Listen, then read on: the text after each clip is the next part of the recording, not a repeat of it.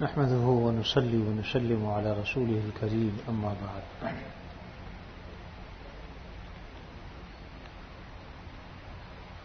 سوا 6 پارے آج تراویح میں مکمل ہو گئے.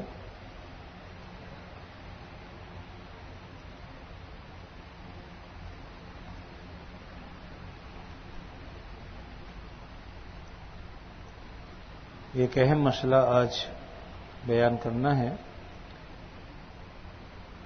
اس کو تیسرے پارے کی تلاوت کے موقع پر بھی بیان کیا جا سکتا تھا، لیکن یہاں چونکہ اور زیادہ وضاحت ہے. حضرت عیسیٰ علیہ الصلوۃ والسلام کے بارے میں ہمارا عقیدہ یہ ہے کہ وہ اللہ کے برگزیدہ پیغمبر اور نبی ہیں. اللہ تعالیٰ نے انہیں آسمانوں پر اٹھا لیا اور پھر دوبارہ قیامت کے قریب دنیا میں تشریف لائیں گے اور دجال کو قتل کریں گے. اس کے برخلاف یہود و نصارہ کا عقیدہ کچھ اور ہے. یہودیوں کا عقیدہ یہ ہے کہ انہیں صلیب پر لٹکا دیا گیا، قتل کر دیا گیا، اور عیسائیوں کا بھی تقریباً یہ ہے کہ انہیں صلیب پر لٹکا دیا گیا. لیکن قرآن مجید اس کی بالکل تردید کرتا ہے، اور قرآن مجید میں اللہ تعالیٰ کے ارشاد ہے وَقَوْلِهِمْ إِنَّا قَتَلْنَا الْمَسِيحَ عِيسَى ابْنَ مَرْيَمَ رَسُولَ اللَّهِ. یعنی عیسائی یہودیوں کا یہ قول یا عیسائیوں کا قول کہ ہم نے مسیح عیسیٰ ابن مریم جو اللہ کے رسول تھے ان کو قتل کر دیا، یہ جو قول ہے اس کی تردید اللہ تعالیٰ فرماتے ہیں کہ وما قتلوا وما صلبوا، نہ وہ قتل ہوئے نہ انہیں سولی پر لٹکایا گیا، یعنی یہ بالکل غلط ہے. ولیکن شبہ لہم، البتہ اللہ رب العزت نے معاملہ ایسا کیا کہ جس سے انہیں مغالطہ پیدا ہو گیا اور وہ شک میں پڑ گئے. ما لہم بہ من علم الا اتباع الظن، ان کے پاس کوئی صریح علم نہیں ہے مگر ہاں وہ گمان اٹکل پچو سے کام لیتے ہیں، گمان کرتے ہیں بس. وما قتلوہ یقینا، یقینی طور پر انہوں نے قتل نہیں کیا. بل رفعہ اللہ الیہ، بلکہ اللہ نے انہیں اپنی طرف اٹھا لیا، بلا لیا. وکان اللہ عزیزا حکیما، اللہ تعالی زبردست طاقتوں کے مالک بھی ہیں اور زبردست حکیم بھی ہیں. انہوں نے ایسا کیوں کیا، اس میں بہت سی حکمتیں. تو ایک بات تو سمجھ لیجئے کہ جتنے بھی انبیاء علیہ الصلوۃ والسلام آئے ہیں، جب قوم نے ان کی نافرمانی کی بات نہیں مانی تو ایک صورت تو یہ ہوئی کہ اللہ تعالیٰ نے اس قوم کو تباہ کر دیا، اور ایک صورت یہ ہوئی کہ اللہ تعالیٰ نے نبی کو کہا کہ تم وہاں سے ہجرت کر کے دوسری جگہ پر چلے جاؤ. چنانچہ مختلف انبیاء علیہ الصلوۃ والسلام نے اپنے ان شہروں سے جہاں وہ تبلیغ کرتے تھے، تعلیم دیتے تھے، لوگوں نے ان کو ستایا، تنگ کیا، یہاں تک کہ پھر وہ دوسرے شہروں میں چلے گئے. جیسے کہ حضرت موسیٰ علیہ الصلوۃ والسلام مصر میں تھے، لیکن مصر سے پھر آپ مدین اور پھر بعد میں شام چلے گئے. اسی طریقے سے حضرت لوط، انہوں نے بھی ہجرت کی، اور دیگر بہت سے انبیاء علیہ الصلوۃ والسلام ہیں جنہوں نے ہجرت کی. حضرت یہاں تک کہ آقا دو عالم صلی اللہ علیہ وسلم نے ہجرت کی جب قوم نے بات نہیں مانی، اور ہجرت کی انہوں نے مکہ مکرمہ سے مدینہ منورہ کی طرف. تو اسی طریقے سے حضرت عیسیٰ علیہ الصلوۃ والسلام کی بھی قوم نے بات جب نہیں مانی، ان کی ہجرت آسمانوں کی طرف ہوئی کہ اللہ تعالیٰ نے ان کو اپنی طرف اٹھا لیا اور بلا لیا. سوال یہ پیدا ہوتا ہے کہ ان کی ہجرت اوروں سے ہٹ کر کیوں، سب سے الگ تھلگ کیوں ہے؟ تو بات یہ ہے کہ صرف ایک ہجرت ہی کا کیا معاملہ ہے؟ کیا ان کی پیدائش عجیب نہیں؟ حضرت عیسیٰ علیہ الصلوۃ والسلام کی تو پیدائش بھی عجیب ہے. قرآن مجید میں تیسرے پارے میں اللہ نے فرمایا کہ ان مثل عیسیٰ عند اللہ کمثل آدم، کہ حضرت عیسیٰ علیہ الصلوۃ والسلام اللہ کی نظر میں آدم علیہ السلام جیسے ہیں، یعنی پیدائش کے اعتبار سے ان کی مثال ایسی ہے جیسے کہ آدم علیہ السلام. آدم علیہ الصلوۃ والسلام کا کوئی بتا سکتا ہے کہ باپ کون؟ ماں بتا سکتا ہے؟ نہ ماں ہے نہ باپ ہے، تو کون ہے؟ اللہ کا حکم فقط. اللہ تعالیٰ کا حکم سے وہ پیدا ہوئے.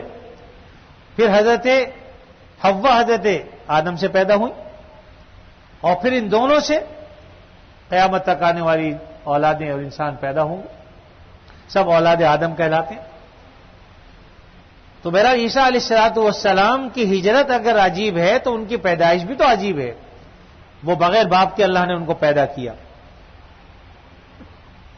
اور اسی طریقے سے یاد رکھیے عیسیٰ علیہ السلام کا معاملہ صرف اسی معاملے میں عجیب نہیں ہے، حضرت عیسیٰ علیہ السلام کا معاملہ اس سے بھی عجیب تر ہے۔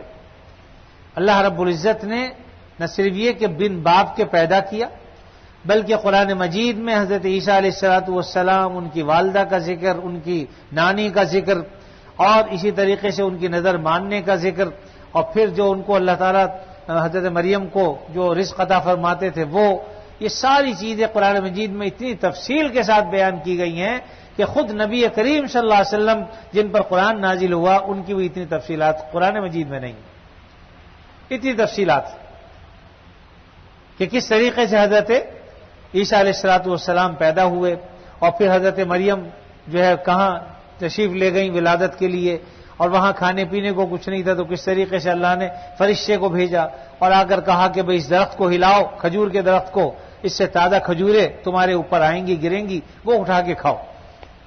اور پھر اسی طریقے سے بچے کو لے کر حضرت عیسیٰ علیہ السلام چند 2-3 دن کے تھے اور گود میں لے کر اپنے خاندان میں قوم میں آئیں، تو قوم نے جو ان پر الزامات لگائے اس موقع پر حضرت مریم نے کہا کہ بھئی میرا تو خاموشی کا روزہ ہے۔ اس زمانے میں خاموشی کا روزہ ہوتا تھا، جیسے ہمارے یہاں کھانے پینے کا روزہ ہوتا ہے، اس زمانے میں خاموشی کا روزہ تھا۔ انہوں نے اشارہ کر دیا کہ میں نے تو روزہ رکھا ہوا ہے، بولوں گی نہیں، ہاں تم نے جو کچھ پوچھنا ہے بچے سے پوچھ لو۔ اب چھوٹا سا بچہ، لیکن اس بچے سے کہا یہ بچہ کیا بولے گا، یہ تو پنگوڑے میں ہے، انگوٹھا چوس رہا ہے، یہ کیسے ہمیں بتائے گا۔ لیکن حضرت عیسیٰ علیہ السلام یہاں بھی اللہ تعالیٰ نے دیکھیے چھوٹے سے بچے نے منہ اٹھایا اور کہا کہ قال انی عبد اللہ، میں اللہ کا بندہ ہوں، آتانی الکتاب وجعلنی نبیا وجعلنی مبارکا اینما کنت واوصانی بالصلاۃ والزکاۃ ما دمت حیا وبرا بوالدتی ولم یجعلنی جبارا شقیا والسلام علی یوم ولدت ویوم اموت ویوم ابعث حیا۔ یہ سارا کلام عیسیٰ علیہ السلام کا ہے، کب؟ جب وہ کچھ دن کے تھے، جب انسان عام طور پر کلام بھی نہیں کرتا۔ تو عیسیٰ علیہ السلام کے سارے معاملے عجیب، اللہ تعالیٰ نے ان کو جو معجزہ دے کر بھیجا، آج کے پارے میں 7ویں پارے میں اس کا بھی تفصیل کا ذکر ہے کہ اللہ رب العزت نے ان کو جو اس زمانے میں چونکہ حکیموں کا زمانہ تھا اور بڑے بڑے حکیم تھے اس زمانے کے، اور یوں سمجھ لیجئے کہ انسانوں کو زندہ نہیں کر سکتے تھے، باقی سب کام کر لیتے تھے، بڑی بڑی بیماریوں کا علاج وہ کرتے تھے، لیکن اللہ تعالیٰ نے حضرت عیسیٰ علیہ السلام کو جو معجزات دے کے بھیجے اس کے بارے میں یہاں فرمایا کہ اذ قال اللہ یا عیسی ابن مریم اذکر نعمتی علیک وعلی والدتک۔ اللہ تعالیٰ فرمائیں گے عیسیٰ اپنی جو نعمتیں ہم نے تمہیں عطا فرمائی تھی اور تمہاری والدہ پر کی تھی ذرا ان کا ذکر تو کیجئے۔ اذ ایدتک بروح القدس، حضرت عیسیٰ حضرت جبریل امین کے ذریعے ہم نے تمہاری مدد کی۔ مدد کب کی؟ کہ جب چاروں طرف سے 4000 فوج نے گھیر لیا تھا، 4000 فوجیوں نے گھیر لیا تھا ان کے گھر کو، یہودیوں نے حضرت عیسیٰ علیہ السلام کو قتل کرنے کے لیے۔ عیسیٰ علیہ السلام اپنے حواریین کے ساتھ ایک جگہ پر تھے، ایک مکان میں، شیطان نے آ کر رہنمائی کی ان کی فوجیوں کی اور کہا کہ عیسیٰ علیہ السلام اپنے حواریوں کے ساتھ یہاں موجود ہیں۔ چنانچہ انہوں نے گھر کو گھیر لیا چاروں طرف سے، اب نکلنے کا کوئی راستہ نہیں تھا۔ اللہ تعالیٰ نے اسی موقع پر حضرت جبریل امین کو بھیجا، حضرت عیسیٰ علیہ السلام کو آسمانوں پر اٹھا لیا۔ اور معاملہ کیا ہوا؟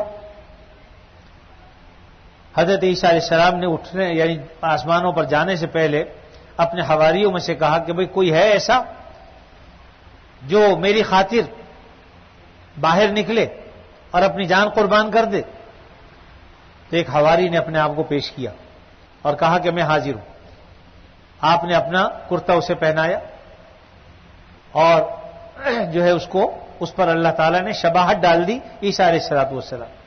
اب یہ شخص جب باہر نکلا انہوں نے سمجھا کہ عیسیٰ علیہ السلام، انہیں پکڑ کر سولی پر لٹکا دیا، اس لیے وہ کہتے ہیں کہ ہم نے انہیں سولی پر لٹکا دیا، لیکن اللہ تعالیٰ نے انہیں آسمانوں پر اٹھا لیا۔ ایک روایت تو یہ ہے، اور دوسری روایت یہ ہے کہ انہوں نے ایک شخص کو بھیجا عیسیٰ علیہ السلام کے پاس اسی شخص پر اللہ تعالیٰ نے شباہت ڈال دی. جب وہ نکلا تو عیسیٰ علیہ السلام کو مشابہ تھا. انہوں نے اپنے ہی آدمی کو پکڑا اور سولی پر لٹکا دیا. لیکن وہ خود پریشان رہے کہ بھئی اگر یہ ہمارا آدمی تھا تو عیسیٰ کہاں گیا، اور اگر عیسیٰ تھا تو ہمارا آدمی کہاں گیا. پریشان رہے، بات سمجھ میں نہیں آئی. لیکن اللہ تعالیٰ نے بہرحال اس کی تردید کی کہ ہم نے آسمانوں پر ان کو اٹھا لیا. جس طریقے سے ہر نبی کی ہجرت دوسرے شہروں کی طرف ہوتی ہے، ہم نے عیسیٰ علیہ الصلوۃ والسلام کی پیدائش کا معاملہ بھی عجیب تھا، ان کی ہجرت کا معاملہ بھی عجیب کیا کہ ہم نے انہیں بجائے اس کے کسی شہر کی طرف منتقل فرماتے، ہم نے بل رفعہ اللہ الیہ، اپنی طرف اٹھا لیا. تیسرے پارے میں اللہ رب العزت نے، اچھا یہاں جو میں نے عرض کیا کہ اذ ایدتک بروح القدس، یہ ہے وہ مدد جو اللہ تعالیٰ نے کی کہ جبریل امین کے ذریعے حضرت عیسیٰ علیہ السلام کو مدد کی اور انہیں آسمانوں پر اٹھا لیا. تکلم الناس فی المہد وکہلا، میں نے ابھی ذکر کیا کہ وہ جھولے میں، پنگھوڑے میں لوگوں سے کلام کرتے تھے. تو اللہ نے یہاں دو صفت ذکر کی ان کی. تکلم الناس، لوگوں سے وہ کلام کریں گے، مہد یعنی جھولے میں، پنگھوڑے میں، وکہلا اور کہولت کی عمر میں. کہولت کی عمر کہتے ہیں کہ یوں سمجھ لیجئے کہ بڑھاپے سے پہلے کی جو عمر ہوتی ہے اس کو کہتے ہیں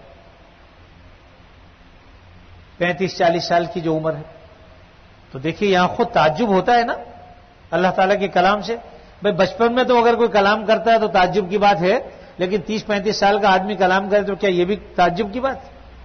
لیکن تعجب کی بات اس لیے ہے کہ یہ ہزاروں سال کے بعد کریں گے کلام، کیونکہ اللہ نے انہیں اٹھا لیا، موت نہیں دی. اپنی تبھی موت مریں گے جب آئیں گے دنیا میں، اور جب آئیں گے تو وہی عمر ہوگی جس عمر میں وہ گئے تھے دنیا سے، یعنی وہی جوان ہوں گے.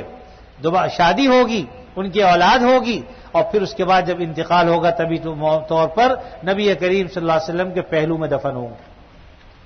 1983 میں سب سے پہلے جب میرا جانا ہوا مدینہ منورہ، تو وہ اس زمانے میں اس کمرے میں، حجرے میں جہاں نبی کریم صلی اللہ علیہ وسلم اور شیخین حضرت ابوبکر صدیق اور سیدنا عمر فاروق رضی اللہ تعالی عنہما دونوں مدفون ہیں، وہیں پر ایک بینر اندر لگا ہوا ہوتا تھا اور اس پہ لکھا ہوتا تھا کہ ھذا مدفن عیسیٰ ابن مریم علیہ الصلوۃ والسلام. اب وہ وہاں سے ہٹا لیا، کیا حکمت ہے وہ جانے.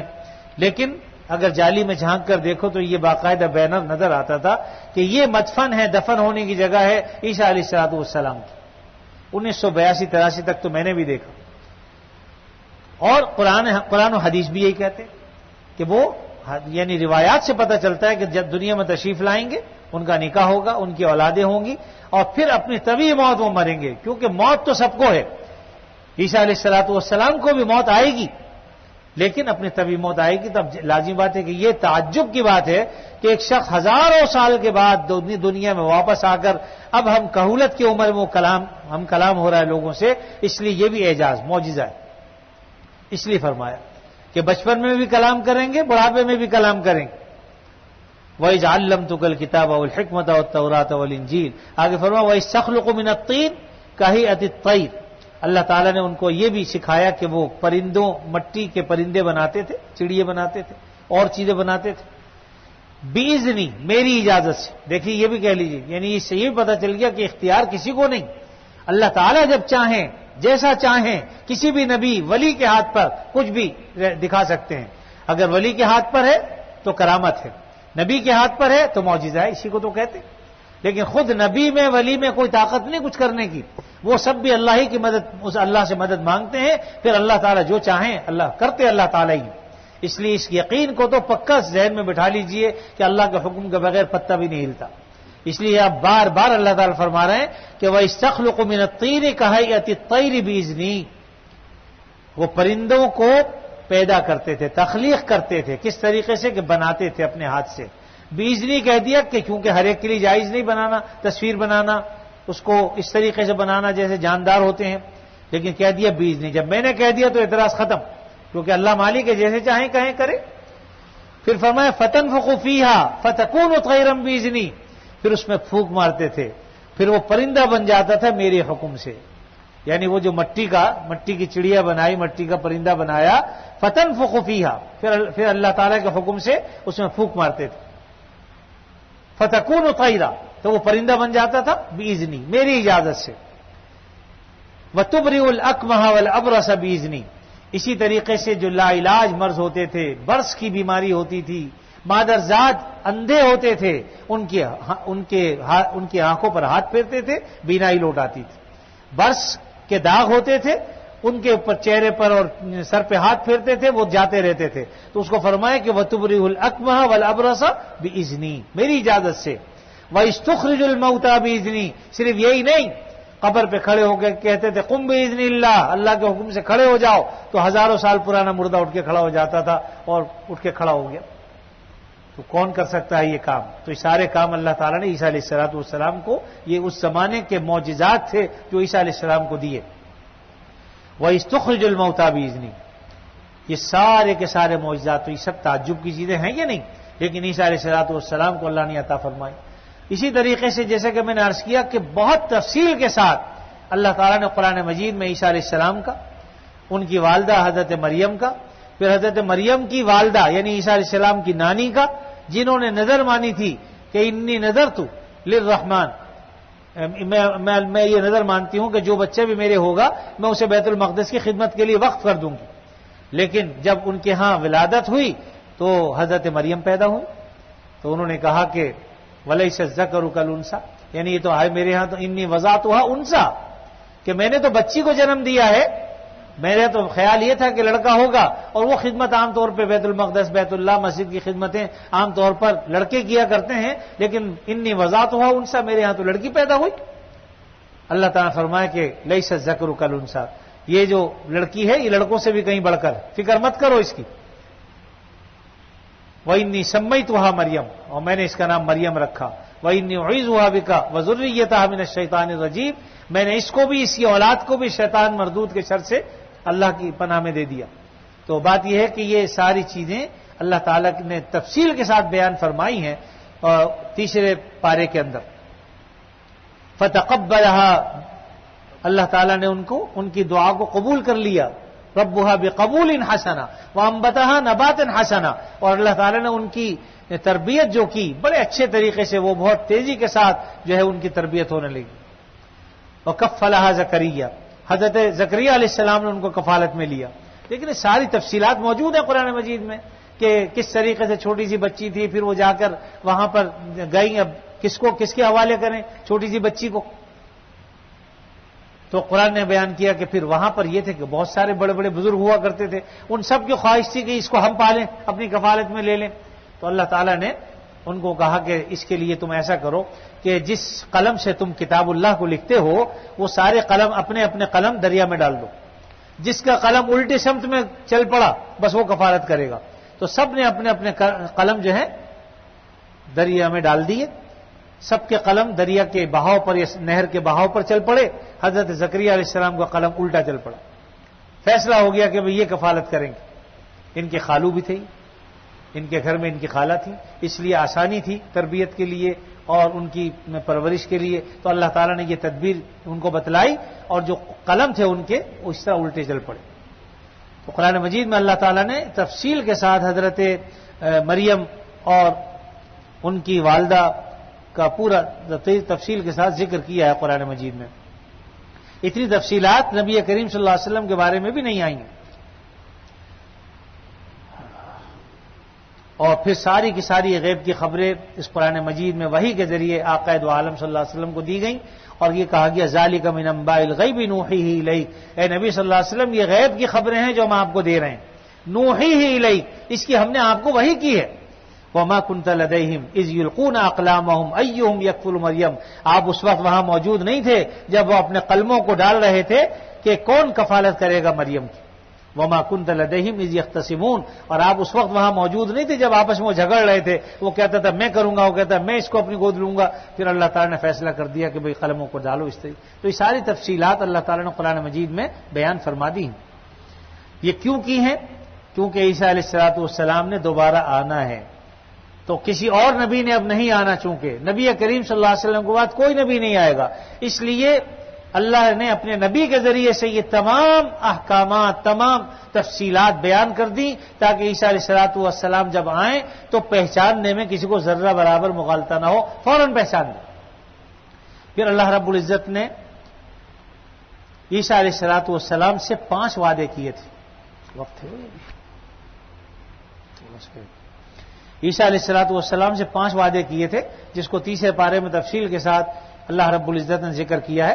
اس قال اللہ یا عیسیٰ، یعنی وہ وقت یاد کرنے کے قابل ہے جب عیسیٰ علیہ السلام کو اللہ نے کہا انی متوفی کا، ہم تمہیں پورا پورا لے لیں گے.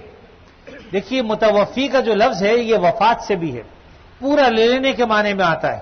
اللہ یتوفی الانفس حین موتها، نیند کے بارے میں بھی وفات کا لفظ آتا ہے، کیونکہ نیند میں بھی انسان سو جاتا ہے تو گویا کہ وہ اپنے آپ کو اللہ کے حوالے کر دیتا ہے، اس کے ساتھ کیا ہوتا ہے کچھ پتہ نہیں ہوتا اس کو. نیند کی آدھی نیند جو ہے یہ بھی آدھی موت ہے، اور جب بالکل روح نکل جائے گی تو پوری موت آ جائے گی. تو اللہ رب العزت نے یہاں متوفی کا لفظ بولا، ایک تو یہ، لیکن یہاں انہی چیزوں کی وجہ سے اور ان الفاظ کی وجہ سے یہود و نصارہ جو ہے وہ لوگوں کو مغالطہ دیتے ہیں کہ دیکھو جی یہاں تو اللہ نے پہلے کہہ دیا انی متوفی کا، ہم نے وفات دے دی، حالانکہ اس کا معنی یہ نہیں. انی متوفی کا مطلب یہ کہ ہم پورا پورا تمہیں اپنی طرف اٹھا لیں گے، لے لیں گے. اور آگے بتا بھی دیا کہ وَرَافِعُوكَ، اونچا کر دیں گے، بلند کر کے اٹھا لیں گے تمہیں. بات یہ ہے کہ چونکہ انہی معجزات کی بنا پر عیسائیوں کو یہ دھوکہ ہو گیا کہ یہ خدا ہے، انہوں نے خدائی کا دعویٰ کر دیا. اللہ رب العزت نے اس لیے سب سے پہلے تو خدائی کا بطلان کیا کہ جو مرے گا، جو مر سکتا ہے وہ خدا کبھی نہیں ہو سکتا. جسے موت آنے والی ہو وہ کبھی خدا نہیں ہو سکتا. تو سب سے پہلے تو عیسائیوں کا بطلان کیا، ان کے عقیدے کا کہ تمہارا یہ عقیدہ صحیح نہیں ہے، اس لیے کہ انی متوفی کا، ہم انہیں وفات دیں گے. وَرَافِعُوكَ إِلَيَّ، اور اپنی طرف اٹھائیں گے. یہاں تقدیم و تاخیر ہے، جو چیز پہلے تھی اس کو بعد میں ذکر کی. کیوں کہ اگر وَرَافِعُوكَ پہلے کہتے تو وہ پکے ہو جاتے کہ دیکھا جی بڑے طاقت والے ہیں، چلے گئے اللہ کی طرف فوراً خود بخود، تو جو عقیدہ ان کا خدائی کا تھا وہ اور زیادہ پکا ہو جاتا.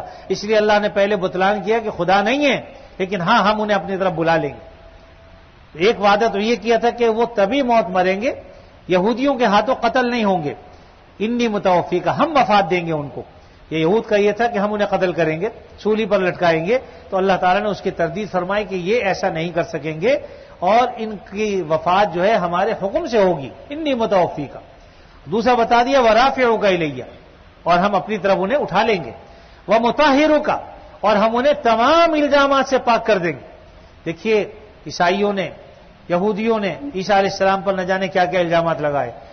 ان کی والدہ پر الزامات لگائے کہ یہ بچہ کہاں سے آ گیا، اس کا تو باپ ہی نہیں ہے. وہ جو میں نے کہا تھا نا کہ جب بچے کو اٹھا کر لائیں تو کہا انی نذرت للرحمن صوما، میں نے اللہ کے لیے روزے کی نیت کر لی ہے. فلن اکلم اليوم انسیا، آج میں کسی انسان سے کلام نہیں کروں گی. یہ زبان سے انہوں نے اشارے سے بتا دیا. فاشارت الی، البتہ اشارہ کر دیا کہ اس سے پوچھ لو بھائی. فقالوا کیف نکلم من کان فی المہد صبیا، یہ کیسے کلام کر سکتا ہے، یہ تو بچہ ہے چھوٹا سا. تو انہوں نے پھر وہ کلام کیا. قال انی عبد اللہ، میں نے آخر تک جو آیتیں پہلے تلاوت کی تھی. تو یہ ساری تفصیلات اللہ نے قرآن مجید میں بیان فرمائی.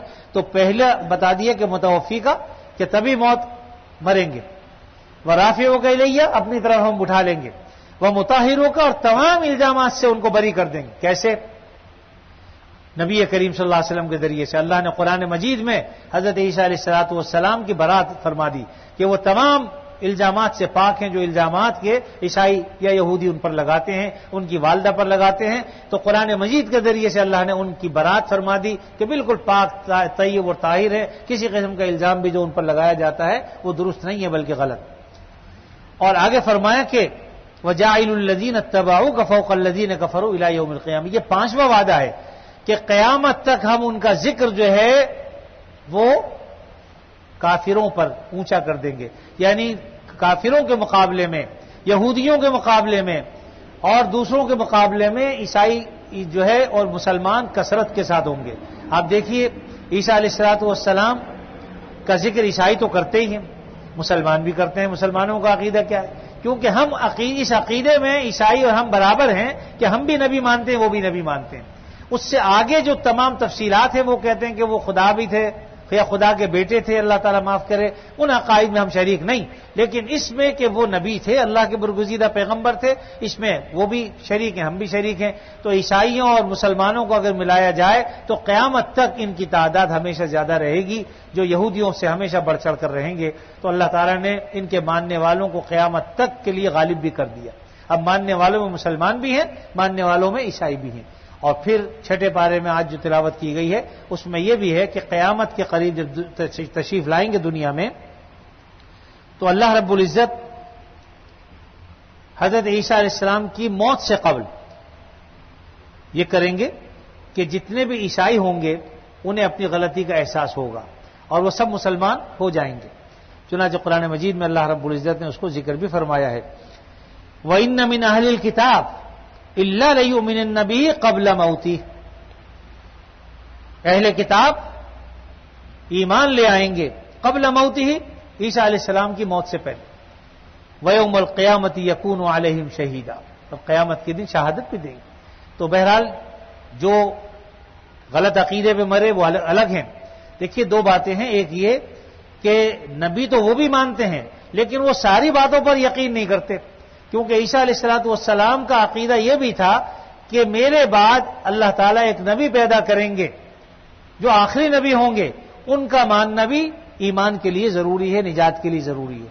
تو عیسائی عیسیٰ علیہ السلام کو نبی تو مانتے ہیں لیکن ان کے اس عقیدے کو نہیں مانتے کہ بعد میں نبی آئیں گے اور وہ نبی کریم صلی اللہ علیہ وسلم ہوں گے، نہ ماننے کی وجہ سے ان کے لیے نجات اخروی نہیں ہے۔ اگر وہ مان لیتے تو ٹھیک ہے، ہمارے بھائی تھے، لیکن ہم چونکہ آسمانی کتاب کو بہرحال مانتے ہیں اس لیے قرآن بھی انہیں اہل کتاب کہتا ہے، باوجود اس کے کہ قرآن مجید یہ کہتا ہے کہ وہ شرک بھی کرتے ہیں۔ لقد کفر الذین قالوا ان اللہ ثالث ثلاثہ، اللہ تعالیٰ تین خداؤں میں سے ایک خدا مانتے ہیں، عیسیٰ علیہ السلام، حضرت مریم اور اللہ رب العزت، یہ کہتے ہیں تین خدا، ایک تو اللہ تعالیٰ ہے، دوسرے عیسیٰ علیہ السلام، پھر حضرت مریم، اس طریقے سے تین خداؤں کو مانتے ہیں، تثلیث کے عقیدے کے وہ قائل ہے، جبکہ ہماری نظر میں صرف اور صرف اللہ رب العزت مالک و خالق ہیں، ان کے سوا کوئی مالک و خالق نہیں۔ تو بہرحال یہ تفصیلات میں نے اس لیے عرض کر دی کہ حضرت عیسیٰ علیہ السلام کے بارے میں ہمارا عقیدہ یہی ہے کہ اللہ رب العزت نے انہیں اپنی طرف اٹھا لیا اور قیامت کے قریب وہ دوبارہ تشریف لائیں گے، اگرچہ وہ بحیثیت یعنی نبی ہوں گے اس طور پر کہ اللہ نے انہیں نبی بنایا، لیکن وہ بھی نبی کریم صلی اللہ علیہ وسلم پر ایمان لائیں گے، آپ کے امتی کی حیثیت سے آئیں گے، بحیثیت نبی کے نہیں آئیں گے۔